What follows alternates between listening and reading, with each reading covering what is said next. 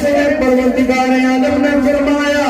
وَلَا تَقُولُوا لِمَنْ يُقْتَلُ فِي سَبِيلِ اللَّهِ أَمْوَاتٌ بَلْ أَحْيَاءٌ وَلَكِنْ لَا تَشْعُرُونَ۔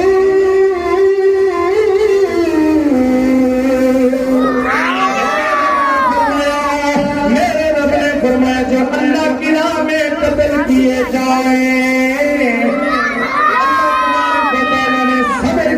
بار بار صبر کا ذکر فرمانے کے بعد فرمایا جو میری راہ میں قتل کیے جائیں فرمایا ان کو مردہ مت کہو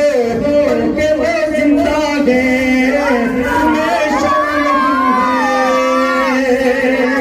فرمایا تمہیں شور نہیں گئے تمہیں معلوم نہیں گئے اور لوگوں میرے رب نے فرمایا جو اللہ کی راہ میں قتل کیے جائیں اللہ کی راہ میں مارے جائیں میرا رب فرماتا ہے تم ان کا مردہ مت کہو قلبے کو زندہ ہے تمہیں شعور نہیں ہے تمہیں شعور نہیں ہے یا دوسرے زبارے میں رب نے یہ فرمایا چوتھے زبارے میں پھر میرے رب نے فرمایا وَلَا تَحْسَبَنَّ الَّذِينَ قُتِلُوا فِي سَبِيلِ اللَّهِ أَمْوَاتًا سَبِيلِ اللَّهِ أَمْوَاتًا بَلْ أَحْيَاءٌ عِندَ رَبِّهِمْ يُرْزَقُونَ۔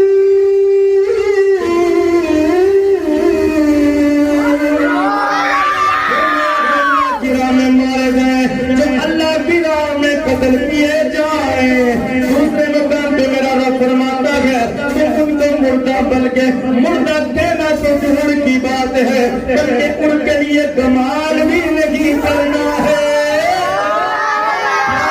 سبحان اللہ رب نے زبانہ دیتیاں نے شان دیتی نے اپنی چکے کو سبحان اللہ گئے اللہ تیری زبان کو سلامت رکھے میرے مولا آج محرم الحرام کے صدقے میں ذکر امام حسین ہے شہداء کے جو تیرے راہ میں شہید ہوئے ہیں جو بھی ان کے بولتے مولا ان کی زبانوں کو سلامت رکھنا اللہ کی راہ میں قتل کیے جائے فرمایا ان کو مردہ مت کہو ارے مردہ تو دور کی بات ہے رب نے سوچنے پہ بھی میرے رب نے پہاڑی لگا دی ہے کہنا تو دور کی بات ہے دل میں سوچنا بھی نہیں ہے میرے پروردگار عالم بڑی تیری دنیا سے جاتی ہے بڑے انسان جاتے ہیں تو نے کسی پہ قید نہیں لگائی کہ اس کو مردہ مت کرو اس کے لیے سوچ بھی نہیں اے میرے مولا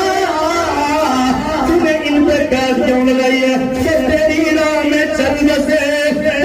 اس لیے کہ میری راہ میں قربان ہو جائے